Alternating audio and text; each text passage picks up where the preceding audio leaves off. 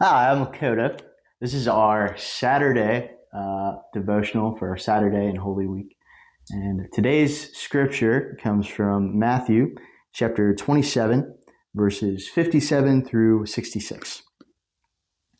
As evening approached, there came a rich man from Arimathea named Joseph, who had himself become a disciple of Jesus.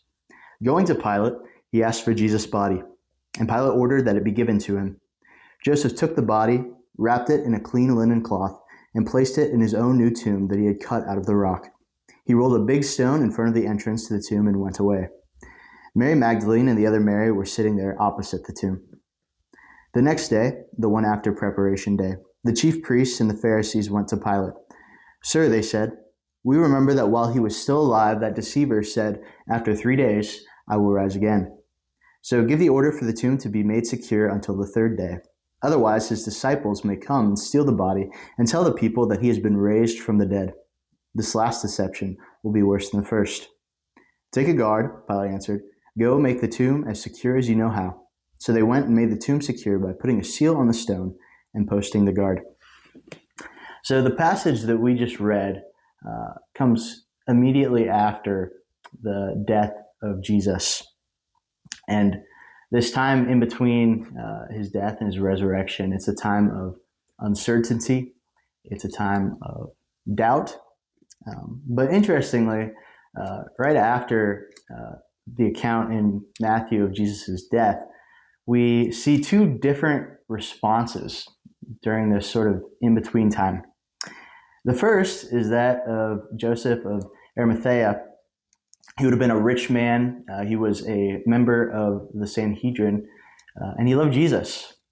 And he went to Pilate and he asked to have Jesus' body, and he went and buried Jesus in his own tomb that he had for himself. It would have been an expensive tomb, and he wrapped him in linen cloth. So this first response in this in-between time is a response of honor.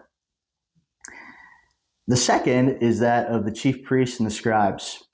And they go to Pilate and they ask that a guard be placed at Jesus' tomb and that they seal it with wax.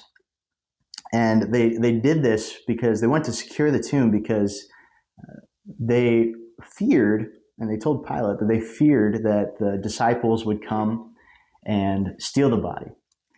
And that might be true, but I think in reality, they feared that Jesus was telling the truth, that he actually was who he said he was.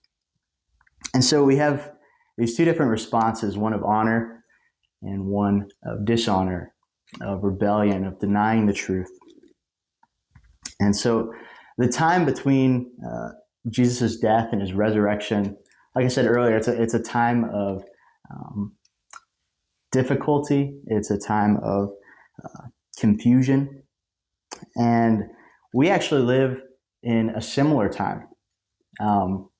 Today is Saturday. It's the day between the crucifixion and the resurrection on Sunday.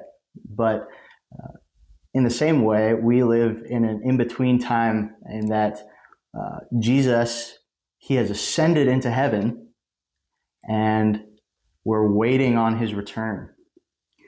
And so the master, he's gone right now. And it can be hard. It can be difficult. It can be confusing. Sometimes we doubt, is Jesus, is he really going to come back? And so our question today is, while Jesus is gone, how are we going to respond? Are we going to respond and honor him? Are we going to honor our master in his absence? Or are we going to dishonor him? Are we going to further rebel against him? And so the reality, church, is that Jesus Christ really did rise from the dead.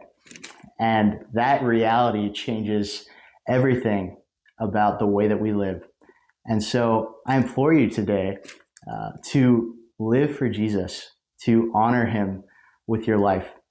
And so in this Saturday in between, as you look forward to the Resurrection Sunday that's coming, I also want you to look forward to that future day where, as surely as Jesus rose from the dead, he is going to return. And when he comes back, he is going to take his people home, and he is going to wipe away our tears, and there's not going to be any more death or crying or pain anymore. And so that's something joyous that we can look forward to. And I pray that that would encourage you today as you, look forward to that return of Christ. Thank you. Have a great Saturday.